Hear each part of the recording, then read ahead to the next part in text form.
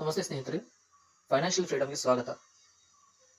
ಇವತ್ತು ಒಂದು ನಾರ್ಮಲಿ ನನ್ನ ಹಳೆ ವಿಡಿಯೋದಲ್ಲಿ ಇನ್ಕಮ್ ಟ್ಯಾಕ್ಸ್ ಬಗ್ಗೆ ಹೇಳಿದ್ದೆ, ITR 1 ITR 2 ಬಗ್ಗೆ ಹೇಳಿದ್ದೆ, ಡಿಡಕ್ಷನ್ಸ್ ಎಕ್ಸಂಪ್ಷನ್ಸ್ ಬಗ್ಗೆ ಹೇಳಿದ್ದೆ. ನನ್ನ ಪ್ರೀವಿಯಸ್ ವಿಡಿಯೋ ಬಂದ್ಬಿಟ್ಟು income tax saver fixed deposit ಬಗ್ಗೆನೂ ಹೇಳಿದ್ದೆ. ಇನ್ನ ತುಂಬಾ ಜನ ಇನ್ವೆಸ್ಟ್ಮೆಂಟ್ ಮಾಡಬೇಕು, ಎಲ್ಲಿ ಇನ್ವೆಸ್ಟ್ಮೆಂಟ್ ಮಾಡಬೇಕು, ಯಾವ ರೀತಿ ಇನ್ವೆಸ್ಟ್ಮೆಂಟ್ ಮಾಡಬೇಕು ಅನ್ನೋದು ಇರುತ್ತೆ. ತುಂಬಾ ಜನ ಮ್ಯೂಚುವಲ್ ಫಂಡ್ಸ್ಗೂ ಹೋಗ್ತಾರೆ. ಸೊ ಎಷ್ಟೋ ಸರಿ ನೀವು ನೋಡಿರ್ಬೋದು, ಮ್ಯೂಚುವಲ್ ಫಂಡ್ ನಾರ್ಮಲಿ ಯಾವ ಲೈಕ್ ಹೆಸರು ಹೇಳಲ್ಲ, ಕೆಲವೊಂದು ಬ್ರೋಕರೇಜಸ್ ಕ್ಲೈಮ್ ಮಾಡ್ತಾರೆ, ನಾನು ಇಷ್ಟು ಪರ್ಸೆಂಟ್ ಕೊಡ್ತೀನಿ, ಅಷ್ಟು ಪರ್ಸೆಂಟ್ ಕೊಡ್ತೀನಿ, ನಿಮ್ 5 years ಆದ್ಮೇಲೆ ನಿಮ್ಗೆ ಅಷ್ಟು ಸಿಗುತ್ತೆ, ಇಷ್ಟು ಸಿಗುತ್ತೆ. ಬಟ್ ಕೆಲವೊಂದ್ಸರಿ ಹೇಗಾಗಿರುತ್ತೆ ಅಂದ್ರೆ ಅದು ಹಾರ್ಡ್ಲಿ ಈವನ್ 5 yearsಗೆ 10% ರಿಟರ್ನ್ಸ್ ಸಿಗಲ್ಲ. ರೀಸನು ಇದು ಮಾರ್ಕೆಟ್ ಮೇಲೆ ಡಿಪೆಂಡ್ ಆಗಿರುತ್ತೆ ಅಂಡ್ ಇದು ಹೈ ರಿಸ್ಕ್ ಪ್ರೊಫೈಲು ಹೌದು. ಬಟ್ ಕೆಲವೊಂದ್ಸಲ ನಿಮ್ಮ ರಿಟರ್ನ್ ಗಿಂತ ನಿಮ್ಮ ಕ್ಯಾಪಿಟಲ್ ಗಿಂತ ಕಮ್ಮಿ ಅಮೌಂಟ್ ಬರೋ ಚಾನ್ಸಸ್ ಇರುತ್ತೆ ಮ್ಯೂಚುವಲ್ ಫಂಡ್ಸ್ ಹೋದಾಗ. ಈಗ ಬಟ್ ಇವತ್ತಿನ ನನ್ನ ಕಂಟೆಂಟ್ ಬಂದ್ಬಿಟ್ಟು SIP ಮಾಡ್ತಾರೆ ಎಷ್ಟೋ ಜನ. ಆ SIP ಮ್ಯೂಚುವಲ್ ಫಂಡ್ಸ್ ಅಲ್ಲಿ ಹಾಕೋದ್ ಬೆಟರ ಅಥವಾ ಸ್ಟಾಕ್ಸ್ ಅಲ್ಲಿ ಹಾಕೋದ್ ಬೆಟರ ಅಂದ್ರೆ, ಉದಾಹರಣೆಗೆ ಮ್ಯೂಚುವಲ್ ಫಂಡ್ ಅಲ್ಲಿ ಈಗ ನೀವು ನಿಮ್ಮ SIP ಬಂದ್ಬಿಟ್ಟು ತಿಂಗಳ 500-1000 ರೂಪಾಯಿ ಇರ್ಬೋದು, 5000 ಇರ್ಬೋದು, ನಿಮ್ಮ ಕೆಪಾಸಿಟಿ ಪ್ರಕಾರ ಆಗಿರುತ್ತೆ. ಅಲ್ಲಿ ಹಾಕ್ಬೇಕಾ ಅಥವಾ ಇಂಡಿವಿಜುವಲ್ ಸ್ಟಾಕ್ಸ್ ಅಲ್ಲಿ ಮಂತ್ಲಿ ಕಾಂಪೌಂಡಿಂಗ್ ಮಾಡ್ಕೊಂಡು ಹೋಗೋದು ಬೆಟರ ಅನ್ನೋದ್ರ ಬಗ್ಗೆ ನೋಡೋಣ. ಮೊದಲಾಗಿ ಜಸ್ಟ್ ಒಂದು ಬ್ರೀಫ್ ಕಂಪ್ಯಾರಿಸನ್ ಮಾಡಿದಾಗ ಮ್ಯೂಚುವಲ್ ಫಂಡ್ ಬಂದ್ಬಿಟ್ಟು ಒಂದು ಪ್ಯಾಸಿವ್ ಇನ್ವೆಸ್ಟಿಂಗ್ ಆಗುತ್ತೆ, ಸ್ಟಾಕ್ಸ್ ಅಂದ್ರೆ ಆಕ್ಟಿವ್ ಇನ್ವೆಸ್ಟಿಂಗ್ ಆಗುತ್ತೆ. ಮತ್ತೆ ಅಂದ್ರೆ ಮ್ಯೂಚುವಲ್ ಫಂಡ್ ಅಲ್ಲಿ ನಾರ್ಮಲಿ ನಿಮಗೆ ಗೊತ್ತಿರಲ್ಲ ಎಲ್ಲಿ ಏನು ಅಂತೇಳಿ, ಸೊ ಪ್ಯಾಸಿವ್ ಇನ್ವೆಸ್ಟ್ಮೆಂಟ್ ಆಗಿರುತ್ತೆ. ನಿಮ್ಗೆ ಲೈವ್ ಅಲ್ಲಿ ಗೊತ್ತಾಗಲ್ಲ. ಆಕ್ಟಿವ್ ಇನ್ವೆಸ್ಟಿಂಗ್ ಅಲ್ಲಿ ನಿಮ್ಗೆ ಹೆಂಗ್ ಬೇಕು ಯಾವಾಗ ಬೇಕೋ ಅವಾಗ ಹಾಕ್ಬೋದು. ಇಂಥ ದಿವಸ ಫ್ರೀಕ್ವೆನ್ಸಿ ಅನ್ನೋದಿರಲ್ಲ, ನಿಮ್ಗೆ ಯಾವಾಗ ಬೇಕೋ ಅದು ಮಾಡ್ಬೋದು. ಮ್ಯೂಚುವಲ್ ಫಂಡ್, ಆ ಮ್ಯೂಚುವಲ್ ಫಂಡ್ ಗೆ ಯಾರು ಫಂಡ್ ಮ್ಯಾನೇಜರ್ ಅಂತ ಇರ್ತಾರೆ ಅವರ ಸ್ಕಿಲ್ಸ್ ಮೇಲೆ ರಿಲೇ ಆಗಿರುತ್ತೆ. ಸೊ ಇಲ್ಲಿ ನಿಮ್ಮ ಓನ್ ಡಿಸಿಷನ್ ಇರಲ್ಲ. ಆ ಒಂದು ಪರ್ಟಿಕ್ಯುಲರ್ ಫಂಡ್ ಮ್ಯಾನೇಜರ್ ಯಾವ ಸ್ಟಾಕ್ ಯಾವ ಪ್ಲಾನ್ ಅಲ್ಲಿ ಇನ್ವೆಸ್ಟ್ಮೆಂಟ್ ಮಾಡ್ತಿರೋ, ಈಕ್ವಿಟಿ ಪ್ಲಾನ್ ಅಲ್ಲಿ ಅಥವಾ debt balanced plan, growth plan ಅಂತ ಇರುತ್ತೆ, ಡಿವಿಡೆಂಡ್ ಪ್ಲಾನ್ಸ್ ಅಂತ ಇರುತ್ತೆ ಮ್ಯೂಚುವಲ್ ಫಂಡ್ ಅಲ್ಲಿ ಆಗಿರುತ್ತೆ. ಇಲ್ಲಿ ನಿಮ್ಮ ಒಂದು ಅನಲೈಸಸ್, ನಿಮ್ಮ ಒಂದು ಡೆಪ್ತ್ ನಾಲೆಜ್ ಅದು ಇದು ವರ್ಕ್ ಆಗುತ್ತೆ.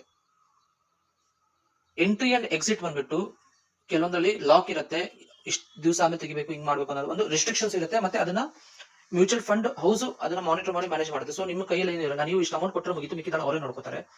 ಇಲ್ಲಿ ನಿಮ್ಮ ಒಂದು ಪ್ರೊಜೆಕ್ಷನ್ ಮೇಲೆ ನೀವು ಎಂಟ್ರಿನ ಕೊಡಬಹುದು, ಎಕ್ಸಿಟ್ ಕೊಡಬಹುದು.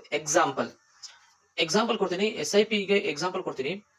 ಉದಾಹರಣೆಗೆ ಮ್ಯೂಚುವಲ್ ಫಂಡ್ ಒಂದು ಬಂಚ್ ಆಫ್ ಸ್ಟಾಕ್ಸ್ ಆಗಿರುತ್ತೆ, ಈಕ್ವಿಟಿ ಸ್ಟಾಕ್ಸ್ ಆಗಿರುತ್ತೆ. ಉದಾಹರಣೆಗೆ ಒಂದು 5 ಸ್ಟಾಕ್ ಇರುತ್ತೆ, ಅವನು ಅದರಲ್ಲಿ ಹಾಕ್ತಿರ್ತಾರೆ. ಅದು ಜಾಸ್ತಿ ಆಗೋದು ಕಮ್ಮಿ ಆಗೋದು ನಿಮ್ಮ ಅಮೌಂಟ್ ಅಲ್ಲಿ ಫ್ರಾಕ್ಷನ್ ಯೂನಿಟ್ಸ್ ಅಲ್ಲಿ ನಿಮಗೆ ಬರ್ತಾ ಇರುತ್ತೆ. ಆದ್ರೆ SIP ಸ್ಟಾಕ್ ಅಲ್ಲಿ ನಿಮಗೆ ಇನ್ ಕೇಸ್ ಉದಾಹರಣೆ ನೀವೊಂದು ಸ್ಟಾಕ್ ಮೇಲೆ ಮಂತ್ಲಿ ಒಂದು 5 ಸ್ಟಾಕ್ ಅಲ್ಲಿ ಇನ್ವೆಸ್ಟ್ಮೆಂಟ್ ಮಾಡ್ತಿರ್ತೀರಾ, ಇವಾಗ ಅದೊಂದು ಓವರ್ ಬ್ರಾಡ್ ಝೋನ್ ಅಲ್ಲಿ ಇದೆ, ಅಂದ್ರೆ ಆಲ್ರೆಡಿ ತುಂಬಾ ಹೈ ಹೋಗಿದೆ. ಸೊ ಇವತ್ತು ನೀವು ಅಲ್ಲಿ ದುಡ್ಡು ಹಾಕಿದ್ರೆ ಮತ್ತೆ ಅದು ಹೈಯರ್ ಪ್ರೈಸ್ ಆಗುತ್ತೆ, ನಾಳೆ ಮಾರ್ಕೆಟ್ ಏನ್ ಕಮ್ಮಿ ಬಂದಾಗ ಅದು ವ್ಯಾಲ್ಯೂ ಕಮ್ಮಿ ಆಗುತ್ತೆ. ಅವಾಗ ನೀವೇನ್ ಮಾಡ್ತೀರಾ, ಬೇರೆ ಸ್ಟಾಕ್ ನ ಐಡೆಂಟಿಫೈ ಮಾಡ್ತೀರಾ ವಿಚ್ ಇಸ್ ಓವರ್ ಸೋಲ್ಡ್ ಅಥವಾ ಇನ್ನು ಲೈಕ್ ಓವರ್ ಸೋಲ್ಡ್ ಆಗಿರ್ಬೋದು, ಅಥವಾ ಇನ್ನೂ ಒಂದು ಲೆವೆಲ್ ಬಂದಿರಲ್ಲ, ಬ್ರಾಡ್ ಹೈ ಬ್ರಾಡ್ ಝೋನ್ ಅಲ್ಲಿ ಇರಲ್ಲ ಅಂತ ಸ್ಟಾಕ್ಸ್ ನೀವು ಐಡೆಂಟಿಫೈ ಮಾಡಿ ಮಾಡ್ತೀರಾ. ಬಟ್ ಮ್ಯೂಚುವಲ್ ಫಂಡ್ ಅಲ್ಲಿ ಅವ್ರ ಫ್ರೀಕ್ವೆನ್ಸಿ ಇರುತ್ತೆ, 6 months ಒನ್ಸು, 3 months ಒನ್ಸು, ಆ ರೀತಿ ಫ್ರೀಕ್ವೆನ್ಸಿ ಇರುತ್ತೆ ರೀಬ್ಯಾಲೆನ್ಸ್ ಮಾಡಕ್ಕೆ. ಬಟ್ ನಿಮ್ಗೆ ಮ್ಯೂಚುವಲ್ ಫಂಡ್ ಅಲ್ಲಿ ಆಪ್ಷನ್ ಅಡ್ವಾಂಟೇಜ್ ಏನಂದ್ರೆ, ಒಂದೇ ಸಲಿ ನೀವು ಉದಾಹರಣೆ 1000 ರೂಪೀಸ್ ಹಾಕ್ತಾ ಇದ್ರೆ ಆ 1000 ರೂಪೀಸ್ ಸಹಿತನು ಸ್ಟಾಕು, ಬಾಂಡ್ಸ್, ಗೋಲ್ಡ್ ವೇರಿಯೇಷನ್ಸ್ ಅಲ್ಲಿ ನೀವು ಇನ್ವೆಸ್ಟ್ಮೆಂಟ್ ಮಾಡಬಹುದು. ಸೊ ನಿಮ್ಗೆ ಆಪ್ಷನ್ ಸಿಗುತ್ತೆ with single fund manager. Stocks ಅಲ್ಲಿ ನಿಮ್ಗೆ ನೀವು ಪ್ಯೂರ್ಲಿ ಈಕ್ವಿಟಿ ಮಾರ್ಕೆಟ್ಗೆ ಹೋಗಬೇಕಾಗುತ್ತೆ. ನಿಮ್ಗೆ ಬಾಂಡ್ಸ್ ಅಥವಾ ಗೋಲ್ಡ್ ಮೇಲೆ ಹಾಕಬೇಕಂದ್ರೆ ಮತ್ತೆ ಅಗೇನ್ ಗೋಲ್ಡ್ ETF ಇದೆ, ಗೋಲ್ಡ್ ಕಾಯಿನ್ಸ್ ಇದೆ, ಡಿಜಿಟಲ್ ಗೋಲ್ಡ್ ಅನ್ನೋ ಒಂದು ಹಳೆ ವಿಡಿಯೋ ನೋಡ್ಕೊಳ್ಳಿ, ಅಥವಾ ಬಾಂಡ್ಸ್ ಹಾಕಿರೋದು. ಸೊ RBI ಒಂದು ಬಾಂಡ್ ಇದೆ, ಅದನ್ನು ನಾನು ಒಂದು ವಿಡಿಯೋದಲ್ಲಿ ಹಾಕಿದ್ದೀನಿ. 7+ ರಿಟರ್ನ್ಸ್ ಪರ್ಸೆಂಟೇಜ್ ಕೊಡುತ್ತೆ, ಅದು 7%+ ರಿಟರ್ನ್ಸ್ ಕೊಡುತ್ತೆ, ಅದು ಚೆನ್ನಾಗಿದೆ. ಸೊ ಆ ರೀತಿ ನೀವು ಸಪರೇಟ್ ಆಗಿ ನೀವು ಪರ್ಚೇಸ್ ಮಾಡಬೇಕಾಗುತ್ತೆ, ಫ್ರಾಕ್ಷನ್ಸ್ ಅಲ್ಲಿ ಮಾಡಕ್ಕಾಗಲ್ಲ. ಇವನ್ ಸ್ಟಾಕ್ಸ್ ಐತನು ಉದಾಹರಣೆಗೆ ನೀವು ಯಾವ್ದಾದ್ರು ಒಂದು 5000 ರೂಪಾಯಿ ಸ್ಟಾಕ್ ತಗೋಬೇಕು ಅಂದ್ರೆ ಮ್ಯೂಚುವಲ್ ಫಂಡ್ ನಿಮಗೆ ಫ್ರಾಕ್ಷನ್ ಯೂನಿಟ್ ಅಲ್ಲಿ ಬರುತ್ತೆ, ಬಟ್ ಸ್ಟಾಕ್ ಅಲ್ಲಿ ಆ 5000 ಕಂಪ್ಲೀಟ್ ಒಂದು ಸ್ಟಾಕ್ ಪರ್ಚೇಸ್ ಮಾಡಲೇಬೇಕು.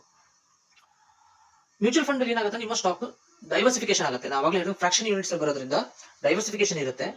ಉದಾಹರಣೆ ಒಂದು 1000 ರೂಪೀಸ್ ಫಂಡ್ ಮಾಡ್ತಾ ಇದ್ದೀರಾ ಅಂದ್ರೆ ಆ 1000 ರೂಪೀಸ್ ಫಂಡ್ ಅಲ್ಲಿ ಲೈಕ್ 2000 ರೂಪೀಸ್ ಸ್ಟಾಕ್ ಇರಬಹುದು, ಒಂದು 5 ಸ್ಟಾಕ್ ಹಾಕಿದಾಗ 2000 ರೂಪೀಸ್ ಇರಬಹುದು, 100 ರೂಪೀಸ್ ಇರಬಹುದು, 5000 ರೂಪೀಸ್ ಇರಬಹುದು, 7000 ರೂಪೀಸ್ ವ್ಯಾಲ್ಯೂ ಪರ್ ಶೇರ್ಸ್ ಇರಬಹುದು.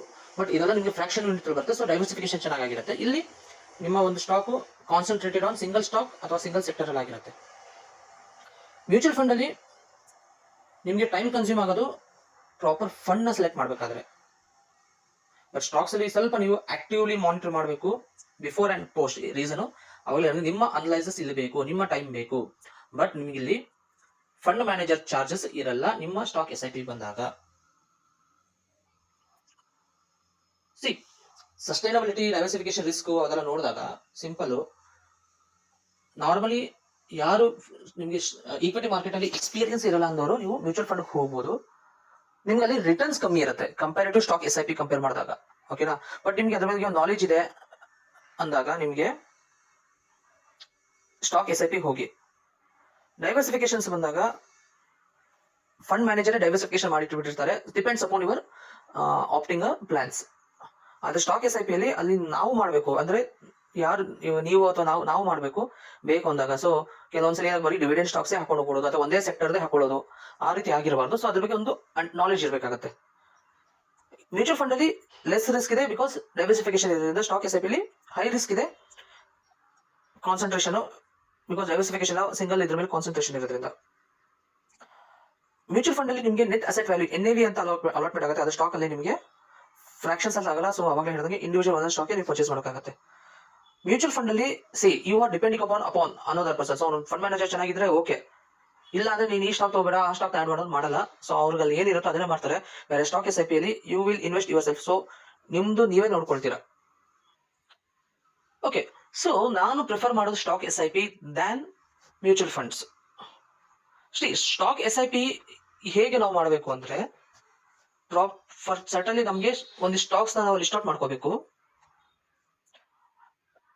ಕಮಿಟ್ ಆಗಬೇಕು. ನಾನು ಅಲ್ಲಿ ಎಷ್ಟು ಸ್ಟಾಕ್ಸ್ ಪರ್ಚೇಸ್ ಮಾಡ್ತೀನಿ ಅಥವಾ ನಂಬರ್ ಆಫ್ ಶೇರ್ಸ್ ಪರ್ಚೇಸ್ ಮಾಡ್ತೀನಿ, ಯು ಶುಡ್ ಡಿಸೈಡ್. ಸೊ ಒಂದು ಇರ್ರೆಸ್ಪೆಕ್ಟಿವ್ ಆಫ್ ದಿ ಅಮೌಂಟ್, ನನಗೆ ಮಂತ್ಲಿ ಇಷ್ಟು ಶೇರ್ಸ್ ಆ ಪರ್ಟಿಕ್ಯುಲರ್ ಸ್ಟಾಕ್ ಇನ್ ತಗೋತೀನಿ, ಅಥವಾ irrespective of the number of value ನಾನು ಇಷ್ಟೇ ಅಮೌಂಟ್ ಹಾಕ್ತೀನಿ ಅನ್ನೋದು ಒಂದು ಕಮಿಟ್ ಆಗಬೇಕು.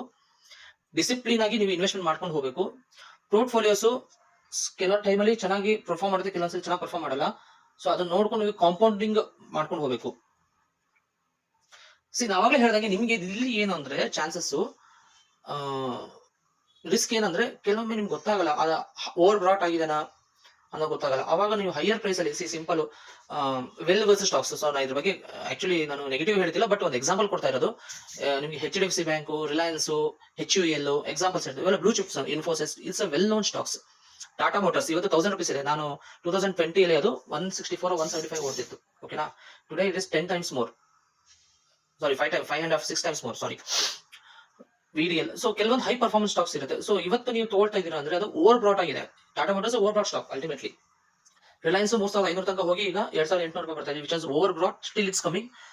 ಇದರದ PE ratio, per equity ratio ನೋಡಿದಾಗ ಅದರದ್ದು 2100 ರೇಂಜ್ ಇದೆ. ವೇರೆ ಟಾಟಾ ಮೋಟರ್ಸ್ 700 to 800 ರೇಂಜ್ ಇದೆ. ಸೊ ಅಲ್ಲಿ ತನಕ ಕರೆಕ್ಷನ್ ಆಗೋ ಚಾನ್ಸಸ್ ಇರುತ್ತೆ. ಸೊ ನಾನು ಎಕ್ಸಾಂಪಲ್ ಹೇಳಿದ್ದು ಹೀಗೆ ಅಂತಲ್ಲ. ಸೊ ಇದನ್ನ ನೀವು ಅನಲೈಸಸ್ ಮಾಡಿ ನೀವು ಪರ್ಚೇಸ್ ಮಾಡ್ಬೇಕಾಗತ್ತೆ. ಆಮೇಲೆ ನಿಮ್ಮ ಎಂಟ್ರಿ ಎಕ್ಸಿಟ್ಗೆ ನೀವೇ ಓನರ್ ಆಗಿರ್ತೀರಾ, ಬೇರೆಯವ್ರನ್ನ ಬ್ಲೇಮ್ ಮಾಡೋ ಅವಶ್ಯಕತೆ ಇರಲ್ಲ.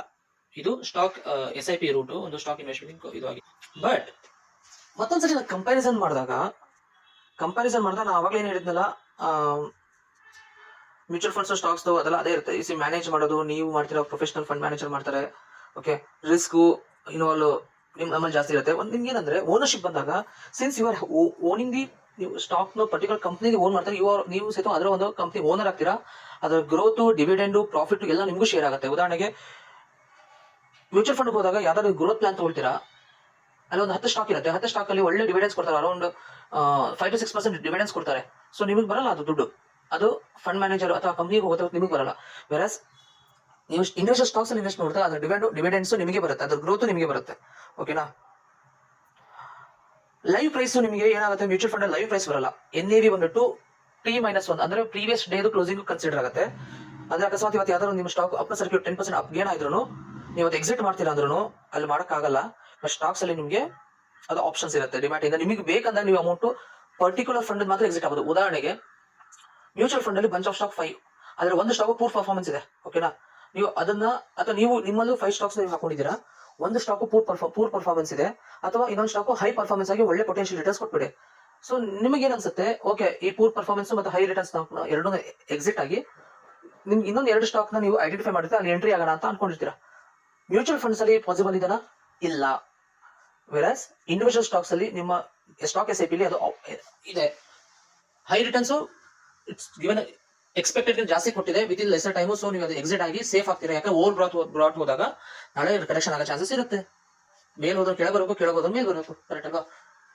ಪೂರ್ ಪರ್ಫಾರ್ಮಿಂಗ್ ಅಂದ್ರೆ ಓವರ್ ಸೋಲ್ಡ್ ಆಗಿದೆ ಅಂತ ಎಕ್ಸಿಟ್ ಆಗಬಾರ್ದು. ಪೂರ್ ಪರ್ಫಾರ್ಮಿಂಗ್ ಅಂದ್ರೆ ಅದರ ಒಂದು ಪರ್ಫಾರ್ಮೆನ್ಸ್ ನೋಡ್ಬೇಕು, ಅಂತ ಅನಲೈಸ್ ಮಾಡ್ಬೇಕು ಎಕ್ಸಿಟ್ ಆಗೋ ಮುಂಚೆ. ಅದನ್ನ ನೋಡ್ಕೊಂಡು ಎಕ್ಸಿಟ್ ಆಗಿ ಯಾವುದೇ ಕಾರಣಕ್ಕೂ ಕಮ್ಮಿ ರೇಟ್ ಬರ್ತದೆ ಆವರೇಜಿಂಗ್ ಮಾಡಬೇಡಿ. ಆವರೇಜಿಂಗ್ ಮಾಡಬಾರ್ದು, ಡಿಸಿಪ್ಲಿನ್ ಆಗಿರ್ಬೇಕು ನಿಮ್ಮ ಇನ್ವೆಸ್ಟ್ಮೆಂಟ್ಸ್. ಫೈನಲಿ ನೀವು ಹಾಕೋ ಅಮೌಂಟು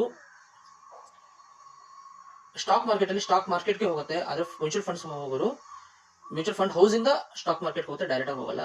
ಏನೋ ವ್ಯಾಲ್ಯೂ ನಾವು ಆವಾಗಲೇ ಹೇಳಿದಂಗೆ ಅಲ್ಲಿ ಮ್ಯೂಚುವಲ್ ಫಂಡ್ಸ್ ಅಲ್ಲಿ NAV ಪ್ರಕಾರ ಕೊಡ್ತಾರೆ, net asset value of day end. ಮತ್ತು ಇಲ್ಲಿ ಸ್ಟಾಕ್ಸ್ ಅಲ್ಲಿ ಲೈವ್ ಪ್ರೈಸ್ ಏನಿರುತ್ತೆ ಅದೇ ಬರುತ್ತೆ.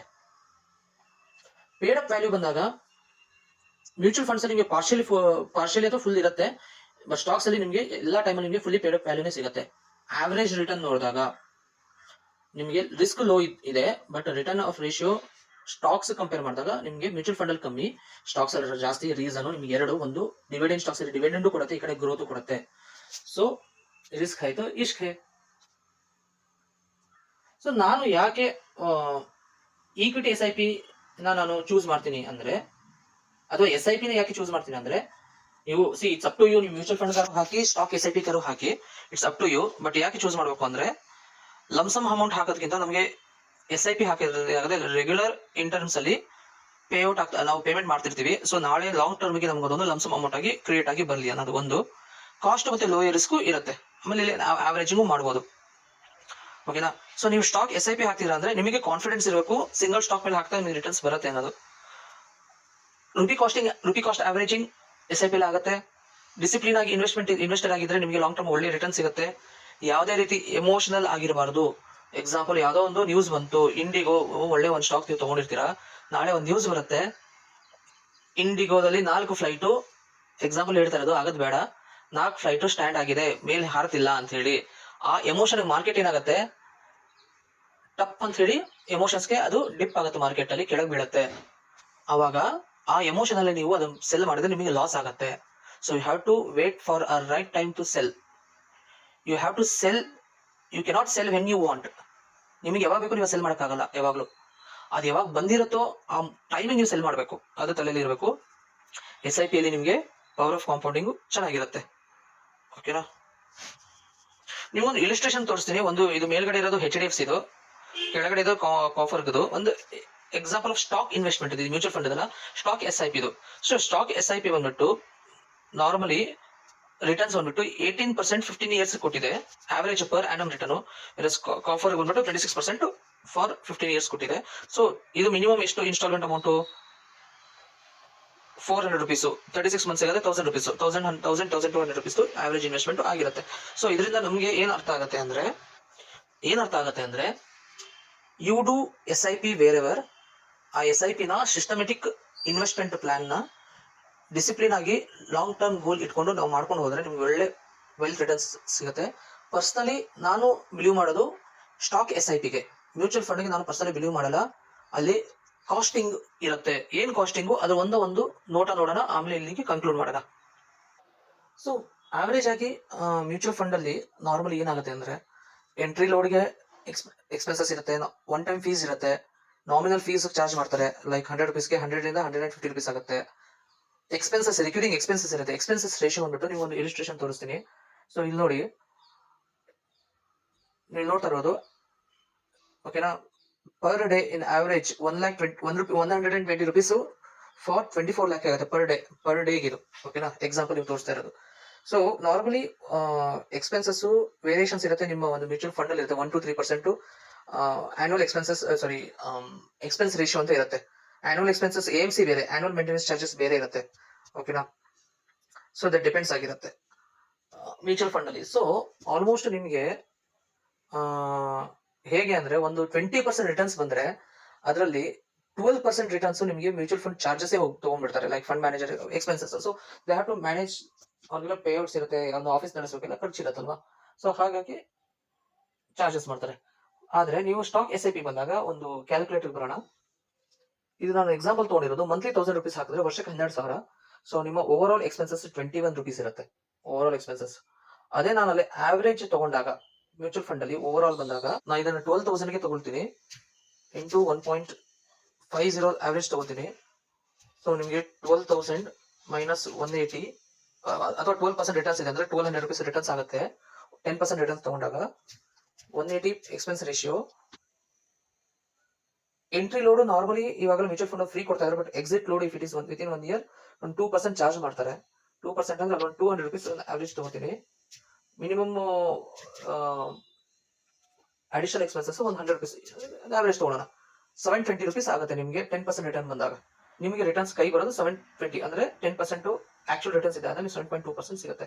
ವೆರಸ್ ನೀವು ಪರ್ಸನಲಿ ಮಾನಿಟರ್ ಮಾಡಿ ಸ್ಟಾಕ್ SIP ಇನ್ವೆಸ್ಟ್ ಮಾಡಿದಾಗ 12,000 ಆಗಿದ್ನಲ್ವಾ, ಸೊ ಅದಕ್ಕೆ 10% ರಿಟರ್ನ್ಸ್ ಅಂದ್ರೆ 13,200. ಸೊ ಇಲ್ಲಿ 1,200 rupees ರಿಟರ್ನ್ ಬಂತು. ನಿಮಗೆ ಕಾಸ್ಟ್ ಆಗಿದ್ದು 42 rupees, maximum 100 rupees, maximum 100 rupees. So ನಿಮ್ಮ ರಿಟರ್ನ್ ಆಫ್ ಈಕ್ವಿಟಿ ಎಷ್ಟು ಬಂತು? 1,100 ಬಂತು. ಅಂದ್ರೆ 12% ರಿಟರ್ನ್, 10% ರಿಟರ್ನ್ ಆದ್ರೂ ಅದ್ರಲ್ಲಿ ನಿಮಗೆ ಹಾರ್ಡ್ಲಿ ಲೆಸರ್ ದೆನ್ 1%. ಆ ರಿಟರ್ನ್ ಅಲ್ಲಿ ಲೆಸರ್ ದೆನ್ 1% ಆಯ್ತು. ವೆರಸ್ ಮ್ಯೂಚುವಲ್ ಫಂಡ್ಸ್ ಅಲ್ಲಿ ನಿಮಗೆ ಮೋರ್ ದೆನ್ ರಿಟರ್ನ್ಸ್ ಅಲ್ಲಿ ಒಂದು 30% ನಿಮಗೆ ಅಲ್ಲಿ ಚಾರ್ಜ್. ಸೊ ಇಷ್ಟೊತ್ತ ನಾನು ಒಂದು ಬ್ರೀಫ್ ಆಗಿ SIP ಹೆಂಗ್ ಮಾಡ್ಬೇಕು, ಯಾವ ರೀತಿ ಮಾಡ್ಬೇಕು ಅಂತ ಹೇಳಿದೆ. ಸೊ ಅಪ್ ಟು ಯು, ನೀವು ಅದನ್ನ ನೀವು ಮ್ಯೂಚುವಲ್ ಫಂಡ್ ಅಲ್ಲಿ ಮಾಡ್ತಿರೋ ಸ್ಟಾಕ್ಸ್ ಅಲ್ಲಿ ಮಾಡ್ತಿರೋ ನೋಡ್ಕೊಳ್ಳಿ. But SIP is a good procedure for long term wealth creation. But mutual funds ಅಲ್ಲಿ ಮಾಡ್ತಾರೆ ಸ್ಟಾಕ್ಸ್ ಅಲ್ಲಿ ನೋಡ್ಕೊಳ್ಳಿ. ಯಾಕಂದ್ರೆ ನಾನು ಸ್ಟಾಕ್ಸ್ ಅಲ್ಲಿ ಮಾಡ್ತೀನಿ, ಬಿಕಾಸ್ ನನಗೆ ಎಕ್ಸ್ಪೆನ್ಸಸ್ ರೇಷಿಯೋ ಸ್ಟಾಕ್ಸ್ ಅಲ್ಲಿ ಕಮ್ಮಿ, ಮ್ಯೂಚುವಲ್ ಫಂಡ್ ಅಲ್ಲಿ ಜಾಸ್ತಿ. ಈಕ್ವಿಟಿ ರಿಟರ್ನ್ ಬಂದ್ಬಿಟ್ಟು ರಿಟರ್ನ್ ಆನ್ ಈಕ್ವಿಟಿ ನನಗೆ ಸ್ಟಾಕ್ಸ್ ಅಲ್ಲಿ ಜಾಸ್ತಿ. ಎಸ್, ನಾನು ಸ್ವಲ್ಪ ಅದಕ್ಕೆ ವರ್ಕ್ ಮಾಡ್ಬೇಕಾಗತ್ತೆ, ಕೆಲಸ ಮಾಡಿ ನಾನು ಅಲ್ಲಿ ಇನ್ವೆಸ್ಟ್ಮೆಂಟ್ ಮಾಡ್ಬೇಕಾಗತ್ತೆ. ಓಕೆ, ಸೊ ನಿಮಗೆ ಏನಾದ್ರು ಮತ್ತೆ ಐಡಿಯಾಸ್ ಸಜೆಷನ್ಸ್ ಇದ್ರೆ ದಯವಿಟ್ಟು ನೀವು ಕಮೆಂಟ್ ಸೆಕ್ಷನ್ ಅಲ್ಲಿ ಕಮೆಂಟ್ ಹಾಕಿ ಫೀಡ್ಬ್ಯಾಕ್ ಕೊಡಿ ಅಂತ ಹೇಳ್ತಾ ಇವತ್ತಿನ ಒಂದು ವಿಡಿಯೋನ ಮುಗಿಸ್ತಾ ಇದ್ದೀನಿ. Thank you.